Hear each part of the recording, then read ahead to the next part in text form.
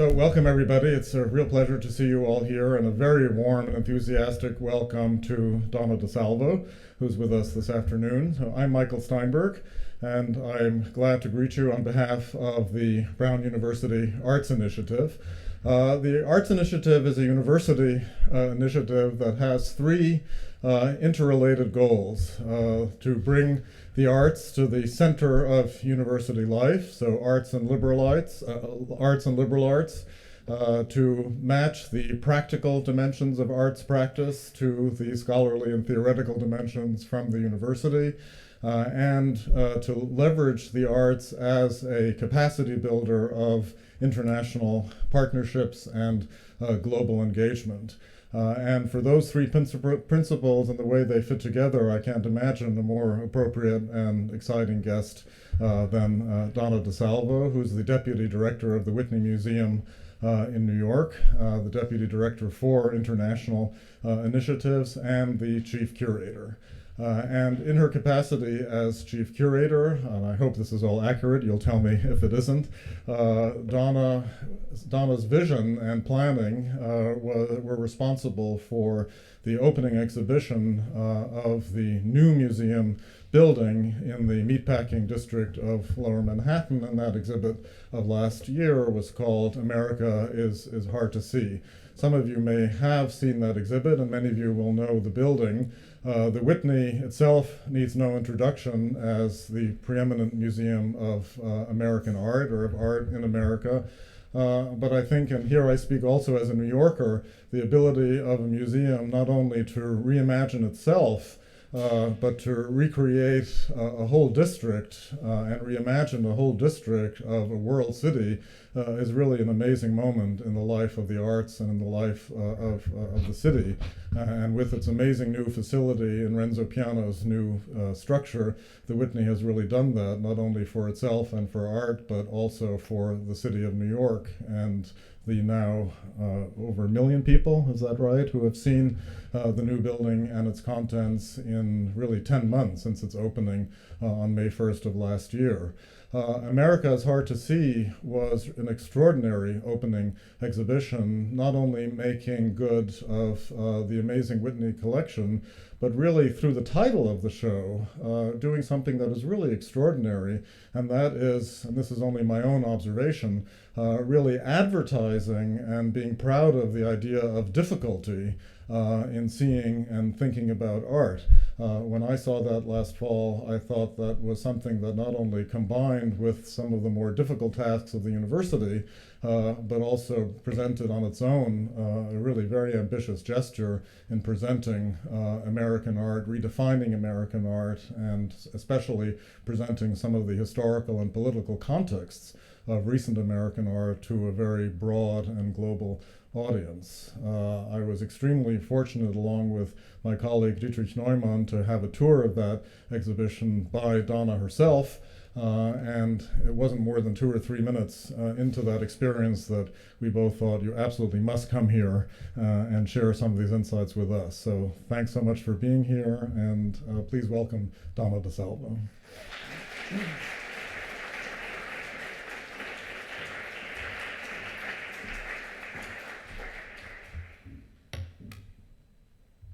My water.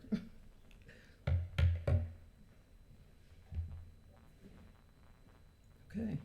Well, I'm delighted to be here, and I really want to thank Michael for this wonderful invitation to be here, and Lu Jing for all of her help in getting us organized. It was a delight to take Michael and Diedrich through the exhibition. I thought it might be useful to talk a little bit about how we got to this new Whitney Museum. So I hope you'll bear with me, and I hope you'll find it interesting, actually, to hear about. I've been at the Whitney now for about 11 years, and during that time I was the Chief Curator, which meant I oversaw the program for the museum. And I came to the Whitney from Tate Modern in London And one of the things that attracted me was this opportunity to actually be involved with building a new building, because it was the one thing I felt as a curator that I never got to do.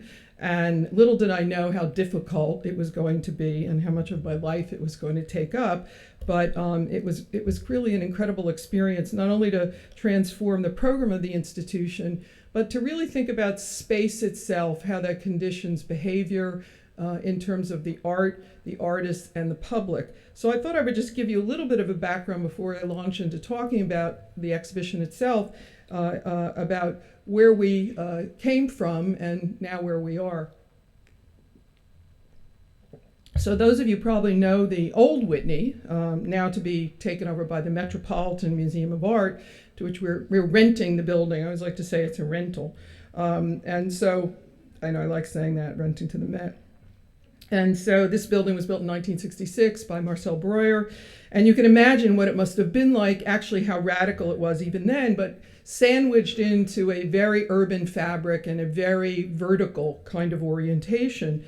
The museum started this process many, many years ago. It has gone through several architects with failed plans, and finally decided to engage Renzo Piano in one final attempt. And then, as Michael said, this is, of course, our new location, which is there we are down at the bottom, very, very different in location from Uptown. And it's interesting, even in terms of a kind of metaphor, to think about the difference between being on this urban street and then being in this place where you have the Statue of Liberty on one vista and the Empire State Building on another. So we really were thinking a lot about how architecture shapes art and experience. And that is actually the Dulwich Picture Gallery in the UK, which is actually one of the first public art galleries in the world. And there's that traditional picture gallery that we know. But it's also sort of considering how artists have made us rethink how the gallery works. And this, of course, is the Art of the Century project that in Peggy Guggenheim's gallery, designed by Frederick Kiesler. And if you see those pictures on those little stands, he designed it so that you could spin them upside down, you could lie in those chairs and look up. So it was already a major way to really disrupt the conventional viewing habits. And of course, one of the great exhibitions held right in this town was Andy Warhol's Raid the Icebox, where he actually showed works in the gallery as they had been shown in the storeroom. So this idea of artists really taking space and rethinking it and making the space itself the work of art really comes forward in something like Gordon Matta Clark's cut pieces. Now what's interesting is this piece actually was done on Gansevoort Street on one of the piers outside the Whitney Museum. It's no longer extant, but you see this idea of him cutting, in a way, the building becoming the sculpture itself. Or Trisha Brown's Roof Dance. This was something that took place down on Houston Street, in which they took over several rooftops, and one dancer would communicate to a dancer across the street by clapping their hands, and they would communicate different kinds of movements. So, the idea of artists working in space in this kind of performative way, these are really, these are really very, very, very much the nature of contemporary art. And if you're thinking about designing a building, it's how to encompass all of these different activities, which could include everything from the easel painting up to artists performing in the galleries, up to artists projecting onto the building. When the trustees and the building committee decided on Renzo Piano and the director, it was interesting. There was not a competition. They asked many people, mostly artists, who do you think has designed some of the best buildings? And they all said Renzo Piano. And so this became the decision, let's go with Renzo Piano. So we worked with him over a long period. I have to adjust to this slide because it gives you the next slide. It's much more advanced than we have at the Whitney at the moment. So, okay, I'm on the right slide. So that's a slightly younger version of me and the director with Renzo in Genoa, where he has his main office, beginning to work, on the designs for the Whitney. And we've really thought a lot about, I've always thought about three projects in particular that Piano has done. And one for which he became very well known as a young man is the Pompidou Center in Paris, which took over an area that had been quite derelict, where there were marketplaces, and it was really a desire to, in a sense, create this civic space in the city. And any of you who've ever been to the Pompidou know there's a huge plaza outside, jugglers. It's a very engaging place in the heart of in the Marais.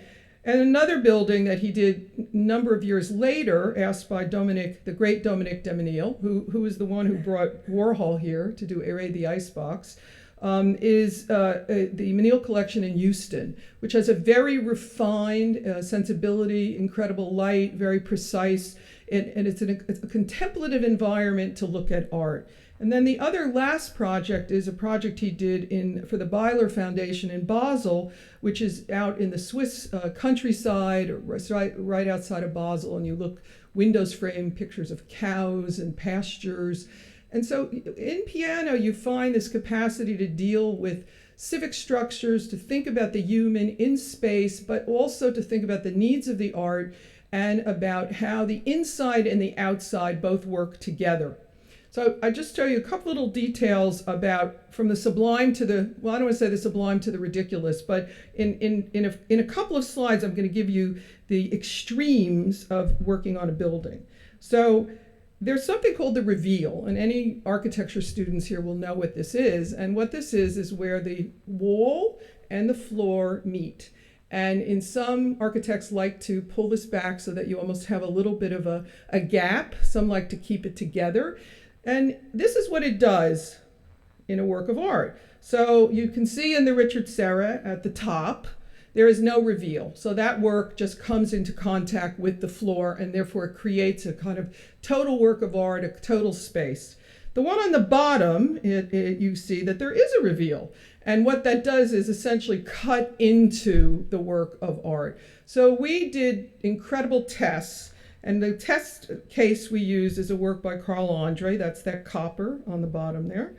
And you can see there's a 1/8 size, there's a 3/8 size, and there's a 5/8 size. So the 1/8 that just came to the end of the wall, the 3/8 came to the end of the wall, and there's a little bit of space, but it creates the illusion somehow that the work is intact. And at the 5/8, it just goes under the wall. We probably spent about 2 months having a discussion over, essentially a half an inch, basically. And I say that because it's that level of detail that really is what makes the difference. And you can see from that slide I showed you of Richard Serra why that changes the meaning of the work and the whole issue of how the work looks. The other thing we wanted to do was to have spaces that inspired artists, inspired curators, that really allow you to think in a new way. And so one of the great, I think, features of the new building is our great 5th floor, and that's just a view of it. This is an 18,000 square foot column-free space. So this space can be used, and we have used it for a single artist. We just had a Frank Stella show for America's Hard to See. It was broken up with walls. And this spring, we're about to launch a project called Open Plan, where we've invited 5 artists who will each get this space for about a week to 2 weeks, and they get the whole space. And they can do something in a very improvisational way. I'm working with the filmmaker Steve McQueen, who's going to be presenting one of his major films in an environmental space. So this is how you see how the space allows you to think, how the space really imagines what you can do. And these were many of the decisions that went into creating this generous space for art, for artists, and for the public. And I think, the building, for those of you who haven't seen, that's a view from Gansevoort Street looking up, really has an engagement with the city, with the High Line. And I like to believe that it contributed greatly to the success of the opening exhibition because of a sense of connection. And I'll show you some slides in a minute that really give you that sense of how the art lives with the world. And I think one of the greatest problems oftentimes of museums that I find as a curator is the sense of the art being cut off from the world itself. All art comes from somewhere, and there's something about being able to see art in dialogue with the world itself, with not just outside, inside, but the complexity that the art comes from life, from the contradictions of living itself. So America's Hard to See really began, and we didn't have that title yet. So I'll get to the title in a minute. But it began, once we had decided to do the building downtown, we started a multi-year project. It was a really unprecedented project at the Whitney, in which we analyzed more than 22,000 works of art in the museum's collection. I pulled together a team of curators to work with me that represented different disciplines, different generations, and we ultimately engaged every curator on the staff and also worked with the educators in the museum as well. So that's actually the team. There we are with our boards and our maquettes, our models.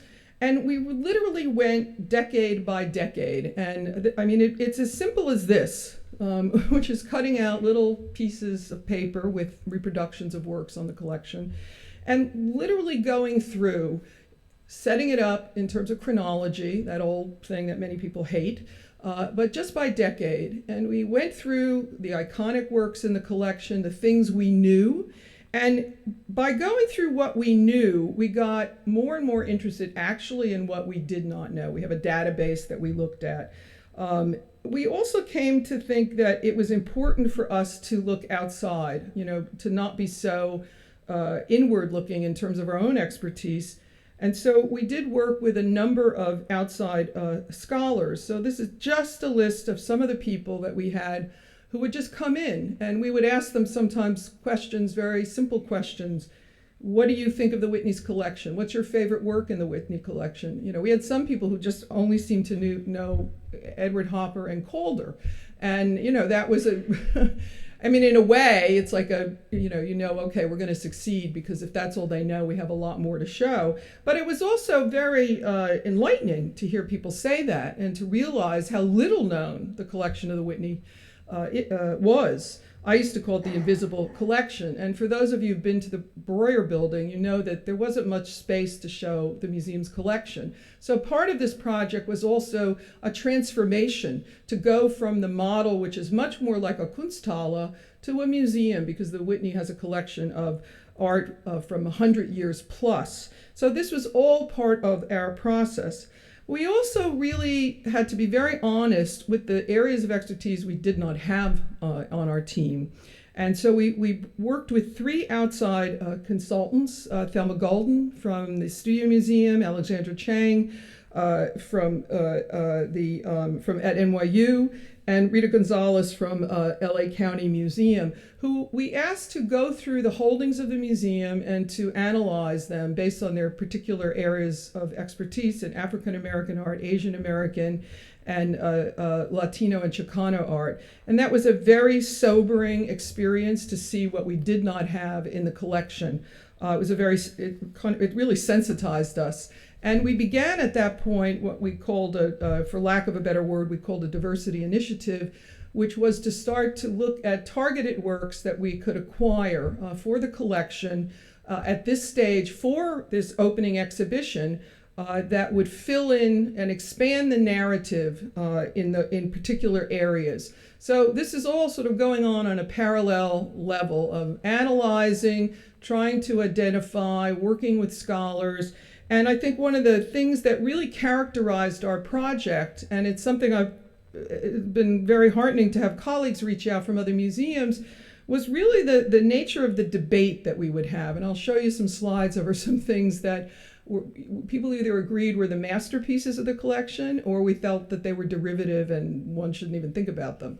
So there was a lot of debate and discussion, and I think and I hope that that's what came across in the actual exhibition. So, we talked a lot about the history of the Whitney, and one of the things that's very different about the Whitney, say from the Museum of Modern Art, was founded and really had a much more art historical point of view from the very beginning, is that the Whitney was founded by an artist. Gertrude Vanderbilt Whitney was an artist, so there she is with some of her work. So the Whitney started as a club for artists and begun around 1914. She was involved with some of the artists who showed at the Armory exhibition. But her point of view was really to create a club for American artists, because one forgets at that point in the beginning of the 20th century, really all eyes were on European art, and American art was not regarded as a high point of culture. And so her whole desire was to support the American artist. And she purchased many works. She did not purchase those works with any intention of creating a museum. She purchased them to support the artist. And what's quite interesting is that she amassed quite a collection of work, and she went to the Metropolitan Museum of Art and she offered it as a donation with an endowment, and they rejected it. And so really the Whitney is a museum born out of rejection. So in 1931, she decided to create her own museum. And for those of you who've ever gone down to 8th Street and know the New York Studio School, it's actually pictured on the left there in that first biennial catalog. That was the first Whitney Museum of American Art. And so very early on, they began with the biennials. And you can see that at times they were media specific, American painting, American sculpture and watercolors, prints. Then they expanded.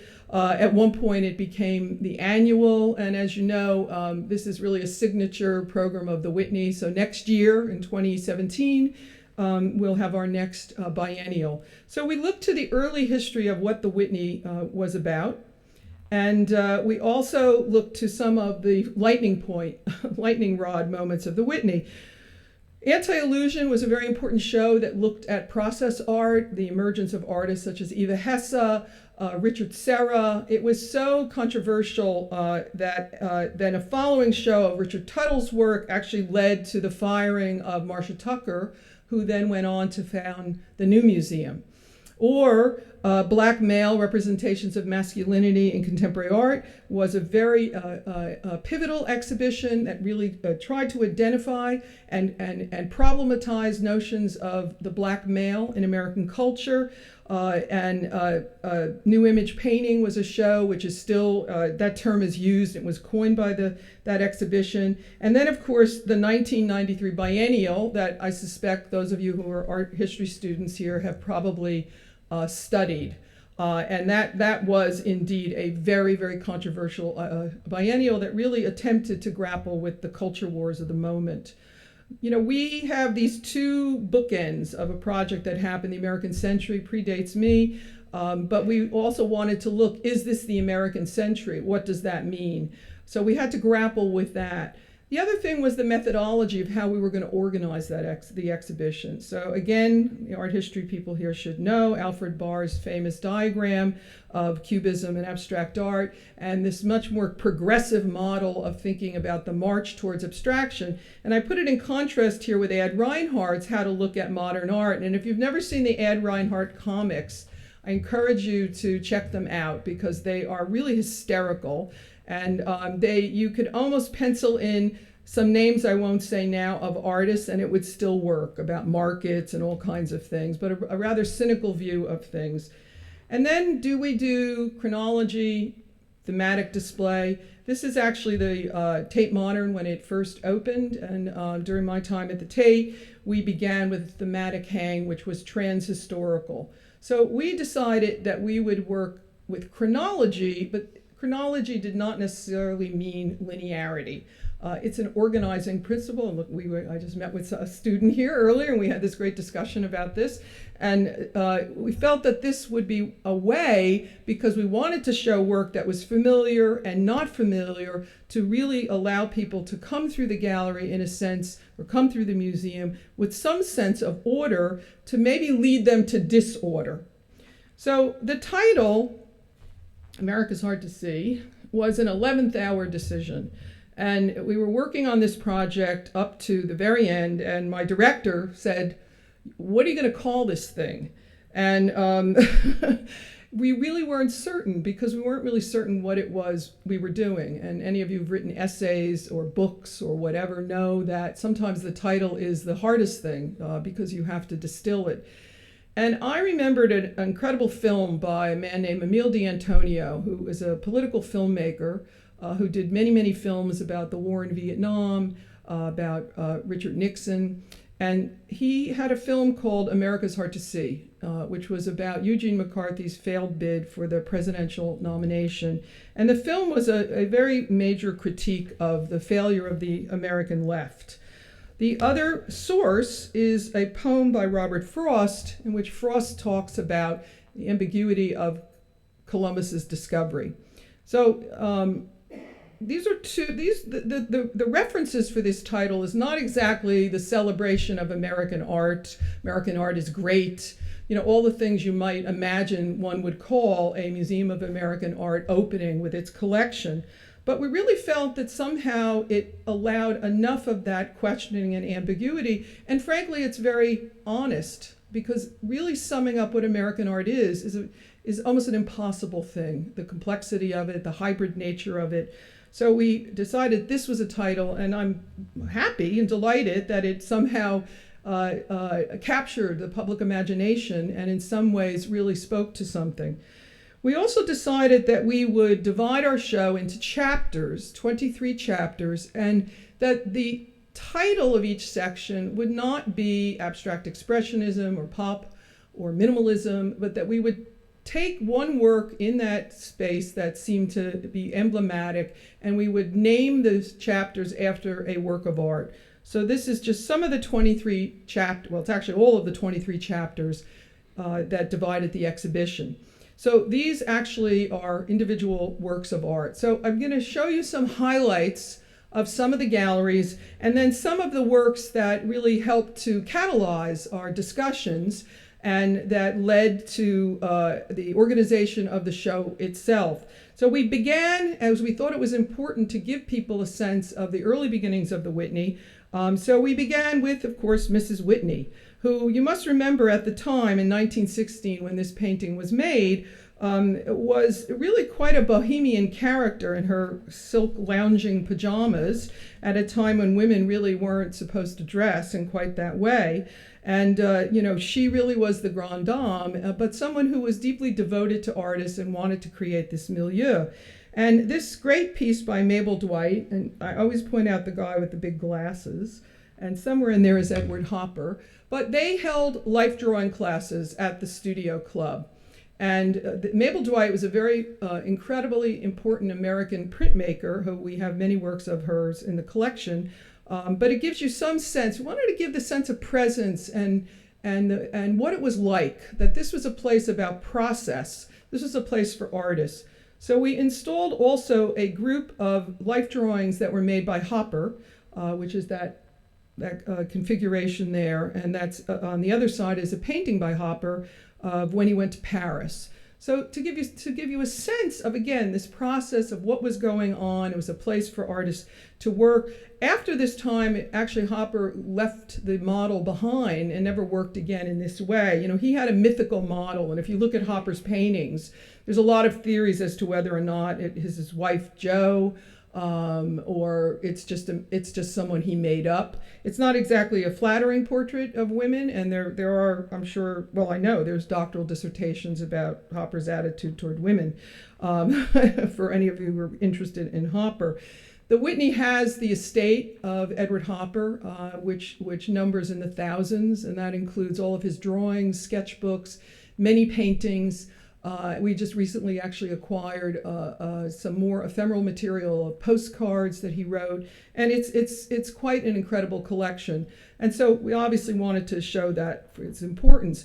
We also showed this. There was a lot of debate about these animals, and our director even said, "Are you really going to show those?" And what's so interesting is that they're wonderfully charming. And they also say something about the confusion of this, or the search for an American point of view, an American sensibility. You see aspects of folk art in some of these works, and I will tell you they were wildly popular with the public. So it was interesting to be a little warts and all, to kind of show how these things unfold rather than to tell a story that was neatly tied up. We also wanted to talk a little bit about some of these early days of what the Whitney was doing. So this is a work on the left by Kuniyoshi, and of course on the right by Stuart Davis. Now what's interesting about Kuniyoshi is he came to the United States in 1908, and he had his first solo show at the Whitney, and that was the first solo show the Whitney ever gave to a living artist, was actually of a non-American citizen. And this is a big question about what is the criteria to show at the Whitney. There's actually nothing in the bylaws or mission statement that says you have to have a passport, although there were times in the history of the Whitney when actually they changed that. And this has been one of the really key discussions we've been having, because so many contemporary artists are almost nomadic in their practice. They're American living in Berlin, they're here, they're from Paris living in New York, and then they leave again. So this kind of fluid nature is not a new idea, and it's something we really grapple with. There's a level of urgency about that. I mean, Kuniyoshi was very interested in colonial America, and I think you see, if you know Limner paintings, those very sort of itinerant paintings, you can see a little bit of that. He was denied his citizenship until 1952 because of his Japanese heritage. So just to give you a sense of that's going there. We began with this debate about what we were looking at in terms of the origins of American art. Chinese Restaurant by Max Weber shows you a Chinese restaurant as subject matter. And then there's Marston Hartley, who goes to Berlin and makes his homage to a soldier in Germany. So again, this kind of back and forth. We had a section called synesthesia that looked at this idea of music and art and visualizing it. And through our research, the figure on the extreme left is an amazing work by a major Harlem Renaissance figure named Richmond Barthé. And we were able to insert his work within the context of Stanton McDonald Wright and Georgia O'Keeffe. This is what matters, is to bring things into the larger narrative. This just gives you a bit of an overview. That's our top skylight gallery. And really looking at this idea of the machine age. This is an amazing work by Charles Sheeler, My Egypt, and it gives you a sense of this desire at that time to exalt the machine, to exalt the industrial moment and to see it as equated with modernism, to find the past in the present by calling it My Egypt. One of the great challenges was, how do we deal with the circus? Probably one of the most well-known aspects of the Whitney's collection. And we decided to do something a little different. We put it in a round case because it was all about the idea of looking. And so in an age of selfie culture, people looking at each other, taking pictures of ourselves, looking at other people, looking at each other, there was this very interesting way to think about the circus in a much more contemporary vein.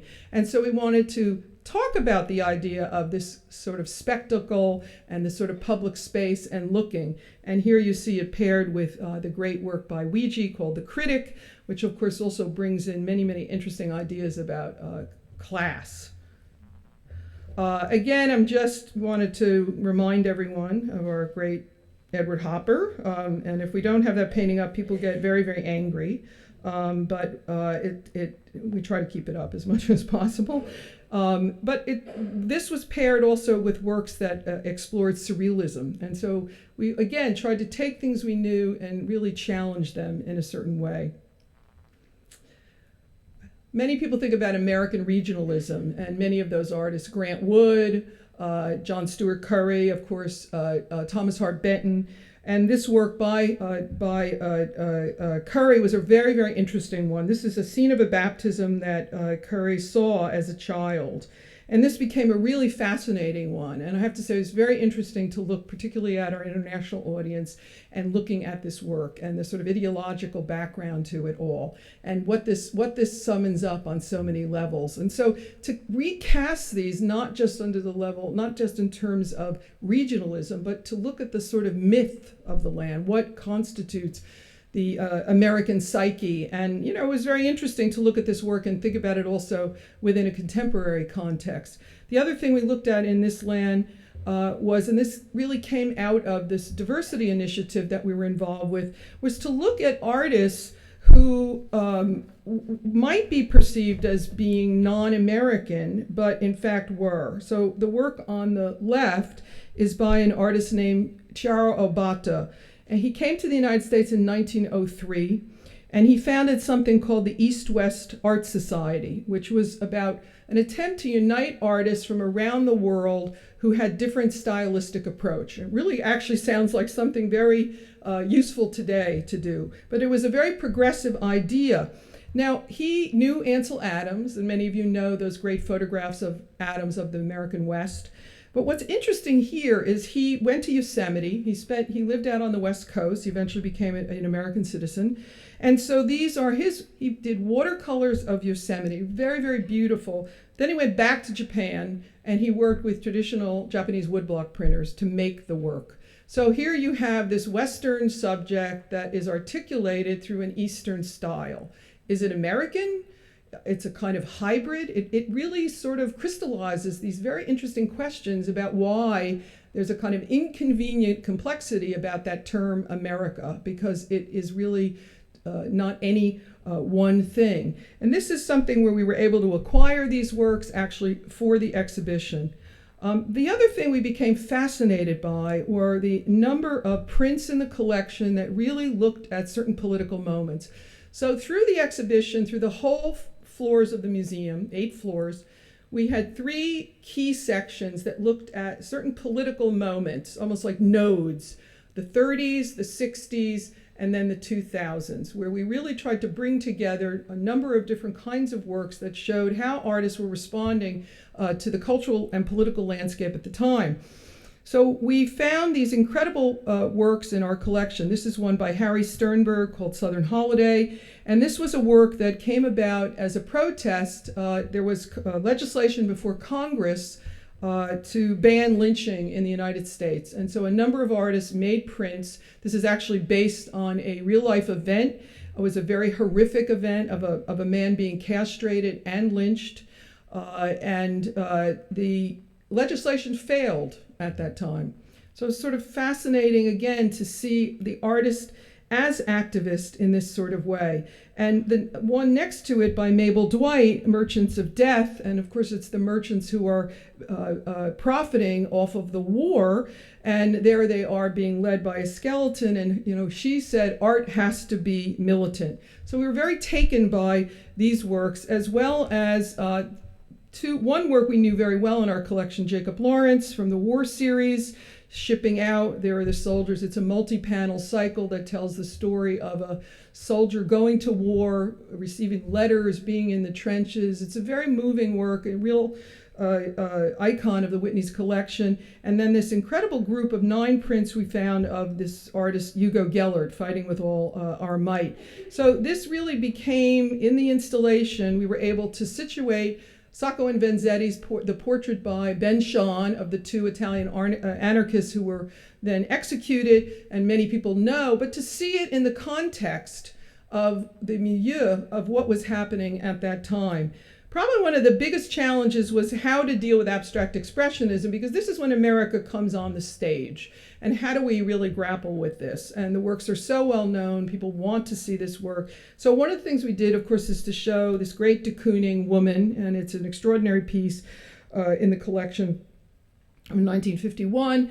And then a work by Hedda Stern, thus the subject title, New York, New York. There's a great photograph called The Irascibles that pictures all the abstract expressionist artists. It was in Life magazine in 1951. And there's only one woman in the whole group, and that was Hedda Stern. But we included this work not just solely because she was a woman, but because we found it a very, very compelling work. That said, we made a great effort to really look at women artists, to have them be represented in the collection. And represented is not just really about putting you on a list. I like to say it's about giving you real estate.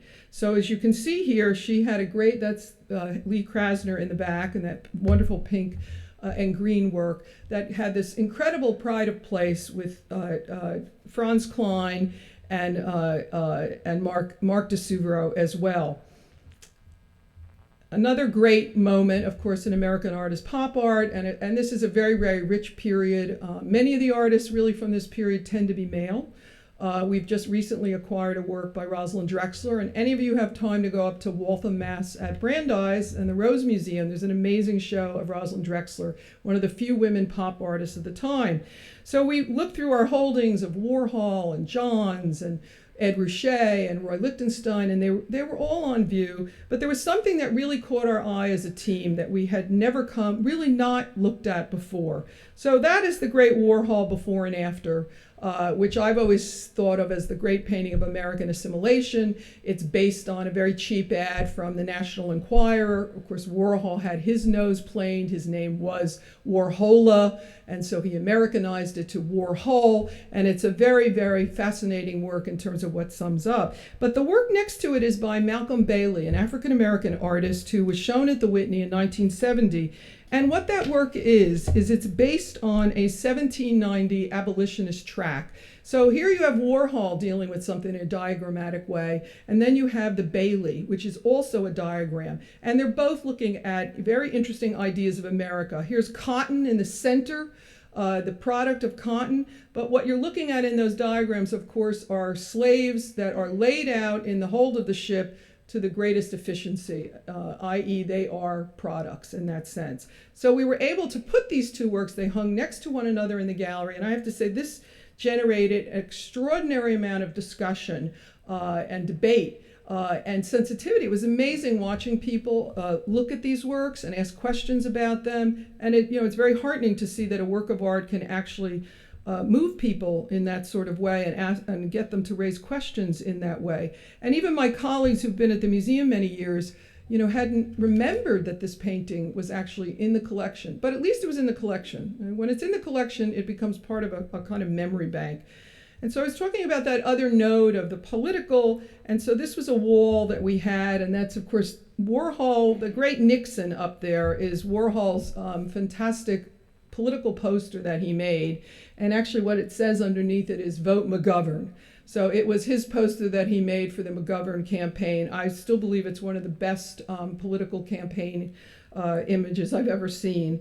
But we had an array of things here that went everywhere, from Faith Ringgold to Klaus Oldenburg, Rauschenberg, Milton Glaser, "Don't Eat Grapes," which was a campaign in the 1960s for better pay for migrant workers. So, and all coming through artists. When you do it in this way, the text panel actually has to do a lot less work. Because if you can do it through the work of art, that has a much, I believe it lasts, and we feel that it actually makes it a viable way also to enter into certain ideas and discussions. So here's just two examples that were also in that group. That's a work by Peter Saul on the right, and that is Angela Davis impaled on the Hall of Justice. Of course, Davis very politically active, the Black Panthers in the 1960s. And the other one on the left is a film. I'm sorry I don't have the film loop for you, but made by Howard Lester, and it was called "One Week in Vietnam," and it was made in 1970, height of the Vietnam War, and it begins with the music from "Bye Bye Bird," "Bye Bye Happiness," this very melodic, kind of cheery. You're watching it, and then what you start to see is a countdown of all of the soldiers killed in 1 week in Vietnam. And it was really incredible to watch people. But we felt it was very important. This is where art and history come together, but through the visual image. And as I say, it was really extraordinary. And also to watch international visitors, to watch, many of you are your students, so most of you are under a certain age. It was really interesting to look at something that feels very long ago, and yet to see it in the context of the war in Iraq, Abu Ghraib, recent events. And this brings it up to the present in a way that energizes, I think, the discussion too. Makes you conscious of your present through the past and, unfortunately, the things that are still with us. I think one of the great things of the building has been the response we've had to seeing art in the context of the city. And I just wanted to show you a few slides of, this was some of the minimal holdings. One of the things when you start to think about including more artists of color, women, somebody's got to go. So in this context, we had no Dan Flavin. And it was a lot of discussion about artists we were not going to have. We chose to look at certain moments that were happening in the 60s. A lot of it had to do with the shaped canvas. anti-illusion, where you had artists like Eva Hesse or Robert Morris, who were really challenging the idea of what an object could be, that an object didn't have to be rigid, could be made out of plexiglass, it could be made really out of latex. And so the narrative we created here, and this is probably the most, was interesting, our conversations as a team, we would go to other places, and we all said we don't want to have that elegant minimalism room. And of course, this slide is very elegant, but I'll tell you the other half of it wasn't so elegant. But it gives you this sense, too, of thinking about the art in the context of the city. And this is a great work by Tony Smith that's out on one of the terraces. And to think of the industrial nature of these works, and then against the backdrop of the city itself, really just allows a kind of aliveness, I think, to the art itself, that it comes from somewhere, that it's not separate. These are two works that we had in a section called White Target, and Ellsworth Kelly, of course, many of you know. He actually just recently passed away. And as a part of this what we were doing with some of the consultants, we got to know more about the work of Carmen Herrera, whose work is on the right. She was born in Havana, and she's lived in New York ever since the 50s. She was in Paris at the same time as Ellsworth Kelly, and they were both pursuing different ideas about abstraction, but she wasn't on our radar at all. And I'm very happy to say we'll have an exhibition of her work in the fall. She's 100 years old, and we're very hopeful she will make it to 101. Her secret is that she has scotch. I probably shouldn't say this, but she has scotch at 11 o'clock in the morning. So go figure, but it keeps her going. But it was fascinating to think about this idea also of simultaneous developments. And this is where you get into this idea of what's going on at different parts, rather than this Euro-American axis. Start thinking about what's going on at different places in the world that actually stylistically have great similarities, but the meanings might be quite different. We also looked a lot, again, at some of the history of the Whitney. And what's interesting in this grouping is, of course, Cy Twombly, very well-known figure, Elizabeth Murray on either end, and right in the middle is the work of the artist Alma Thomas. And in the late 60s, the Whitney had a number of exhibitions of African-American artists, all dealing with abstraction. And it was very interesting because many artists at that period were working more with narrative content. And so to see this notion of working with abstraction at that moment was a very compelling thing. We actually acquired another work by Jack Whitten. This is another work we brought in through this whole process. Or this work by Hans Hacke, and many of you may know it. This is a very famous work of conceptual photography, where he mapped these real estate holdings of a family, the Schapolsky family, and you can see it's a room-size installation, but every one of those buildings on the Lower East Side, he mapped who owned it, what corporation it went to, where it moved, and it was a kind of shell game. And he was supposed to have an exhibition at the Guggenheim Museum, and there was some apparently unhappiness or worry, and the show was canceled, the curator was fired.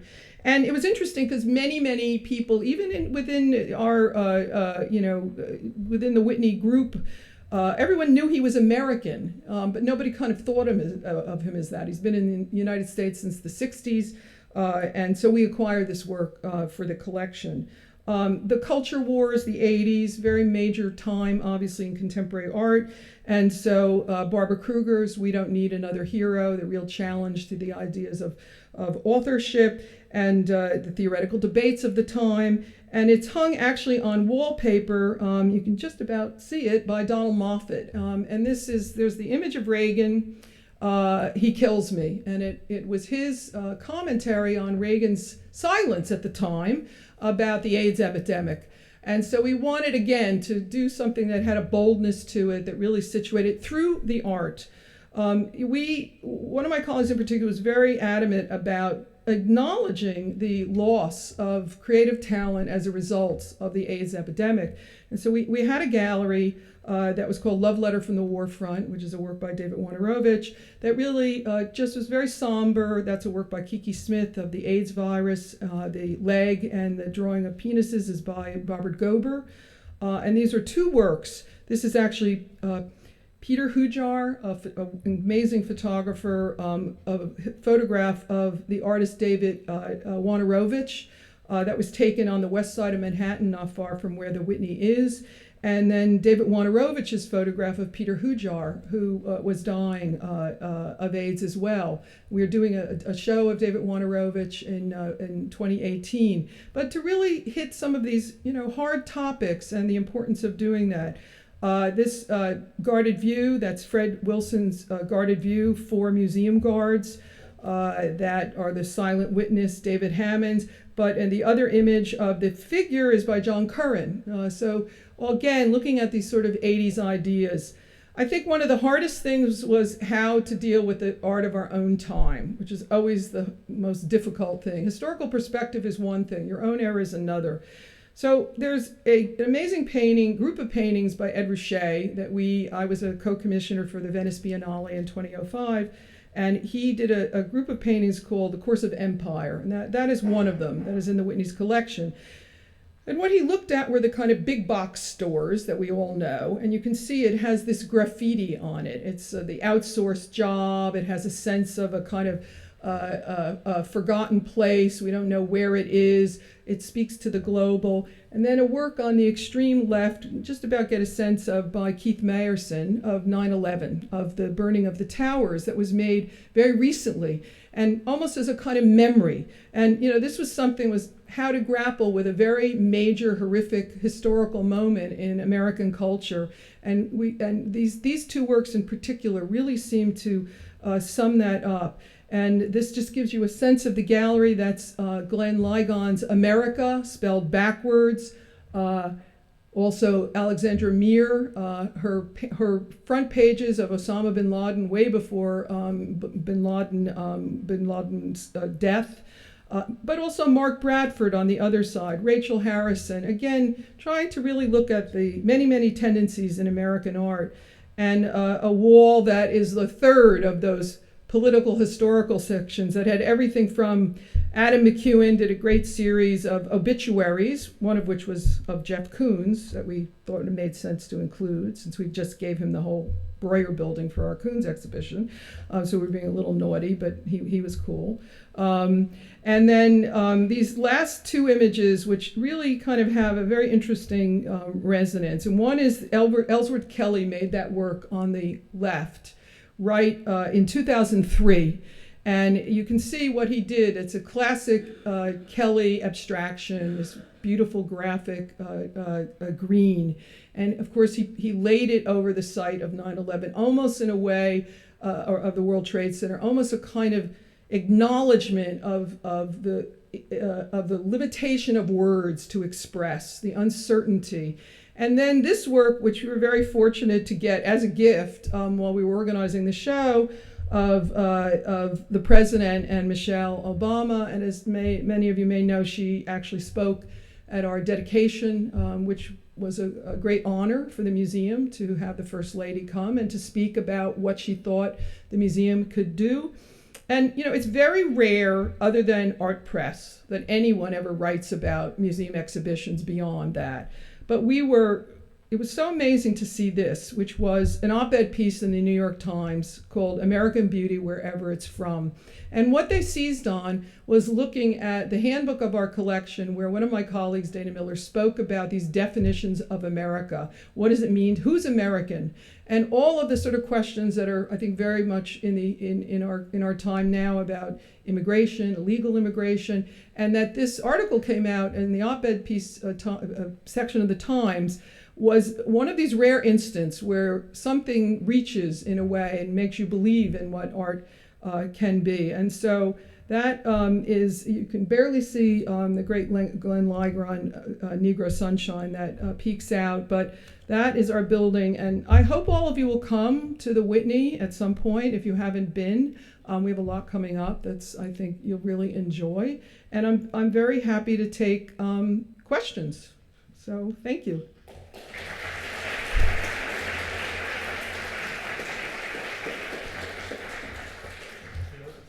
Yeah. Questions? Yeah. Any questions? Oh, come on. Okay, go ahead. What size revision did you go for? Pardon me? What size revision did you go for? Oh, it was a 3/8. Very The, in between. That one, the reveal? You're talking about? Yes, yes. Thank you. Yes? Could you speak a little bit about the Witness International? I'm sorry, I didn't hear you. Could you speak a little bit about the Witness International initiatives and maybe? Sure. Well, once we opened the building, I decided, having built the building and set the program up, to really sort of deal a little bit more with this idea of expanded ideas of American art. And so there's various ways. It's really in development right now. There's a variety of ways. One is that we're forming an international committee so that we can really expand our network of people that we know, collectors, artists, and to position American art within a global context, because I think there's always a danger as a museum of quote unquote American art of becoming parochial and limited. And so a lot of it has to do really with programs that we're going to do, probably symposia, conference, that take on some of these ideas of multiple modernisms, of really thinking through how things are happening simultaneously at different historical moments. We have a greater international audience now, so we have a lot of discussions that I'm involved with that have to do with it's very straightforward things about, do we have things in many languages? Everything is in English. We're thinking about that.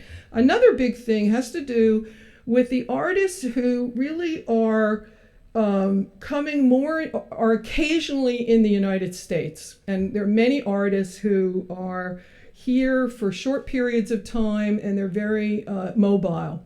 And we have offers to purchase their work or have gifts of their work. And it's really pushing the envelope of how we're deciding what is American. Our collection is quote unquote art in the United States. The exhibition program has a little bit more elasticity to it, and it always has. I'm doing a show of the Brazilian artist Elio Oiticica. So I think one of the big challenges is really thinking about how we as a museum that has this focus are going to grapple with an increasingly mobile group of artists, and some who have multiple locations, residencies. They have Gabriel Orozco he's in Paris, Mexico City, and New York, and he was just recently living in Japan. So that's one of the things that I'm taking on. So some of them are tactical things about expanding the reach of the Whitney, and some of them are really intellectual things about our policy and thinking through. So I'm sort of taking that on. I'm the kind of international, because I worked at an international museum, and I'm interested in looking at American art in this much more broader way, because it's really the condition of art making. Yes. And thinking about how the art connects to the world and architecture speaks to that, I'm wondering how you worked with educators and thinking about the kinds of programming or educational experiences. It's a great question. Well, one thing that we did, my colleague Catherine Potts, was before we even moved to the neighborhood, was to really look at what the neighborhood constituted, and that obviously it's a very, for the most part, fairly wealthy neighborhood in that area, but there's also a number of public housing projects in Chelsea. So our educators reached out to the community to really understand what we could offer, what was needed. So we have a variety of different programs that are for seniors. We have a program called Youth Insights that is for particularly teenagers at risk, that we work with over a series of years, really up and through high school and graduation and even into college. We have programs for children. A lot of them are through the art at times. So there's literally the making of stuff, which is still a very valid thing. And then, of course, we have many, many public programs. So, for instance, right now we just opened the show, first museum show of the filmmaker Laura Poitras, who made the Citizen 4 film. And just last week we had a program of 5 different people talking about how to protect yourself in an age of surveillance. And it was really a kind of workshop idea, to be knowledgeable, to be conscious of the ways in which we're tracked. So some of them are usually driven very much by the particular projects that we're doing. I'm doing this project with Steve McQueen, and Harry Belafonte is going to come talk about Paul Robeson. So it really varies, but we try, and we also like to bring people in contact with artists. I mean, that's one thing. It's really interesting how many times people are so excited to meet the person who made the work. And that brings it down to a very human level. It's not some abstract thing. And we're very fortunate in that we have a lot of artists who are, particularly someone like Glenn Ligon, Barbara Kruger. We have many artists who've been very, very willing. And the Whitney has, as people may know, the Independent Study Program, which is an educational program that's been around since the 60s in critical studies and curatorial studies and studio practice. So we have a very rich history in that area, and it's very international too. So I've been doing some work with them as well. Going back to where you're situated in a global perspective, I'm wondering if you are either informally or even in more institutionally affiliated ways in conversation with other institutions in other countries that have arisen out of kind of a nation-state formation, that kind of, and whether this issue is something that a group of countries' museums are really talking about. Yeah, yes, absolutely. I mean, I've had personally many conversations with people at Tate Britain, which really struggles, frankly, with this issue of nationality.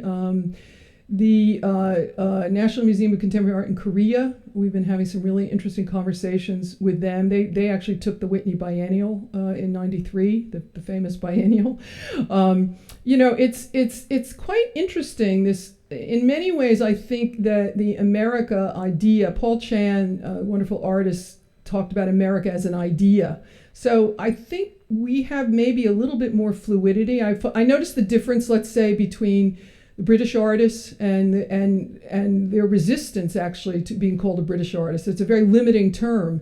And I know many American artists who will say, well, I'm an American and I'm an artist, but I don't represent America. This is in a national museum like Tate Britain, for instance, it's probably a more complicated issue. But we have had many of those and what's interesting is we've had a lot of people come to us now asking us, what we're doing and how we're grappling with that. So I think it's a very interesting issue because despite the fact that there is people who are living in multiple places, there's also, the issue of, and they're by choice that they can travel, and then there's also, a massive refugee population. So it's a very politically charged issue about nationality. Can we, all these, I don't know, Michael, you control the time. Back there? Yeah, you. So you mentioned that the original purpose of the Whitney was to kind of boost up American artists, but Right. It seems that now you guys seem to be focusing more on creating a narrative about I'm sorry, the last creating more of a narrative about American history.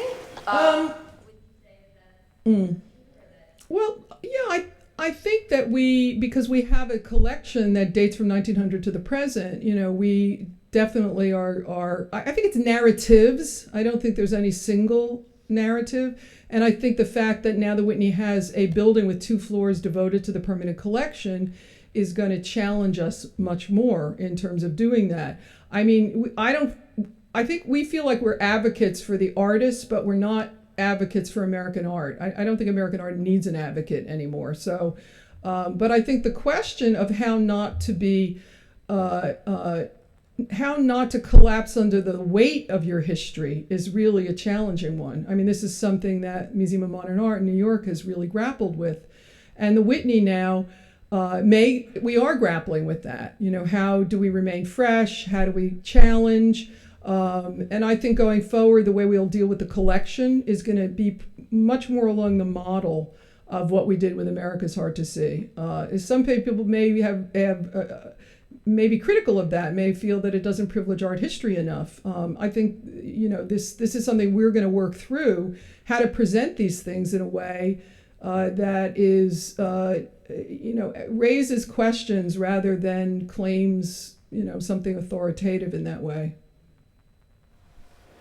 Just in terms of exhibition structure, you mentioned that some artists are given privilege in one room and then other artists work in context with each other's pieces, and I'm just wondering how you decide to focus one artist in one room versus having them in narrative with other pieces. Well, I mean, sometimes it's driven by the needs of the work, because Matthew Barney's Cremaster, requires a whole room, or Dan Golden, Ballad of Sexual Dependency is a multi-screen piece. So And sometimes we'll do, I think it's sometimes very interesting to look at a monographic display where rather than seeing a single piece, is that what you're talking about, those kinds of decisions?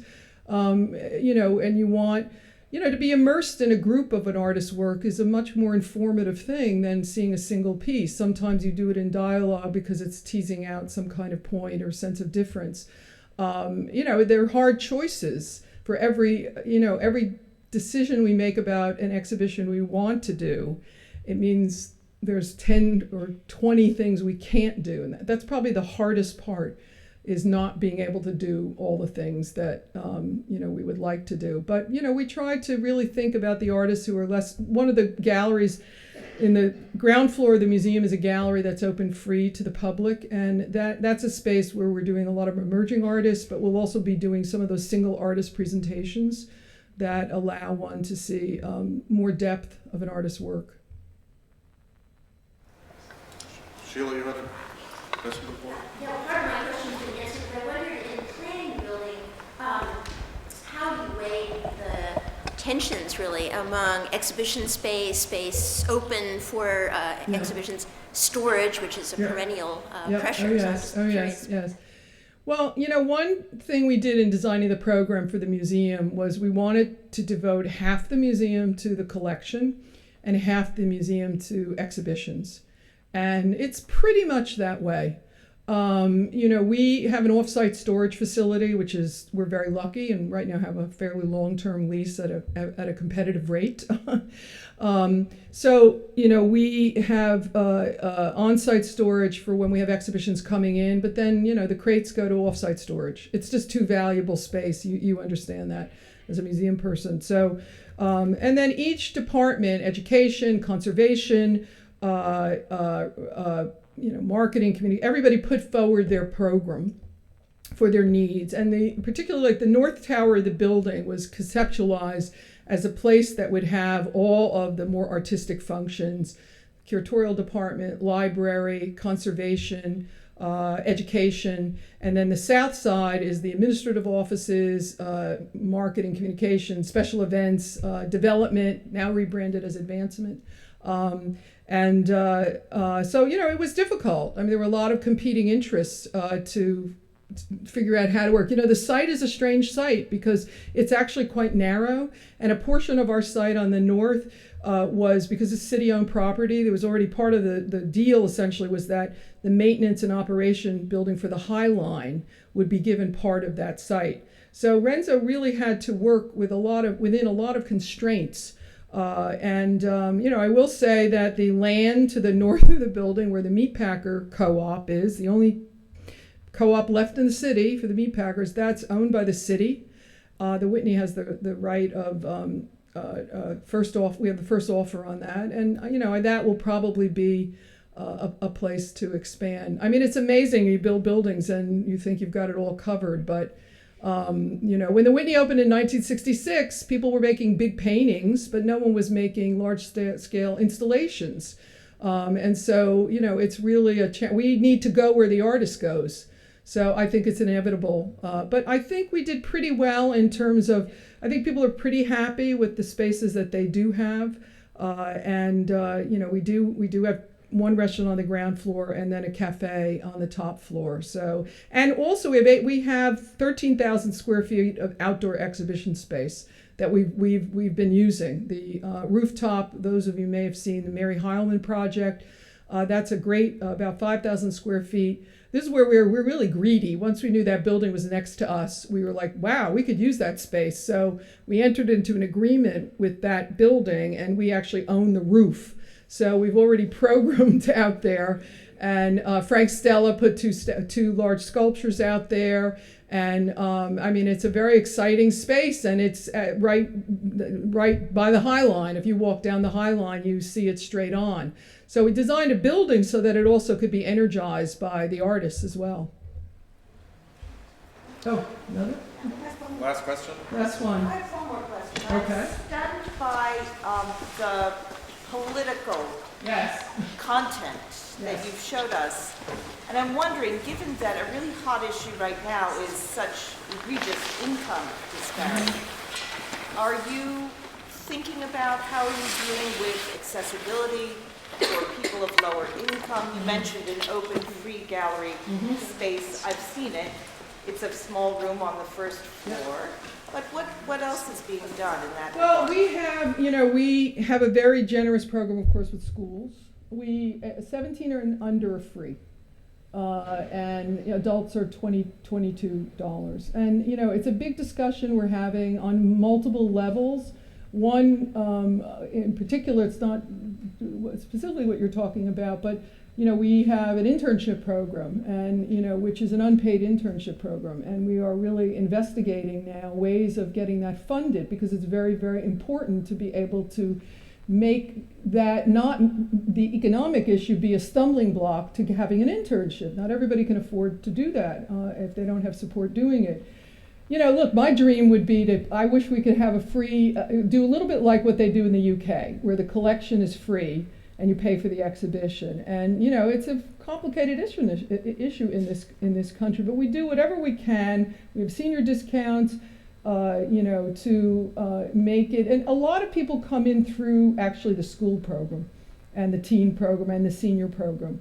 So it's an excellent question, and unfortunately I didn't win the Powerball, or I would have found a way to have endowed the museum to have free membership, because I think it's a huge thing. I love the model of the library, and I love that concept of a museum as being a place that is for everyone, but I think we try. We also have Pay What You Wish Friday, which is very popular, and there's no pressure to give a suggested donation. People pay what they wish, and I will tell you that's immensely popular. It's really, really popular on Friday nights for that. So thank you all. You've been a great audience, and I'm very happy to be here.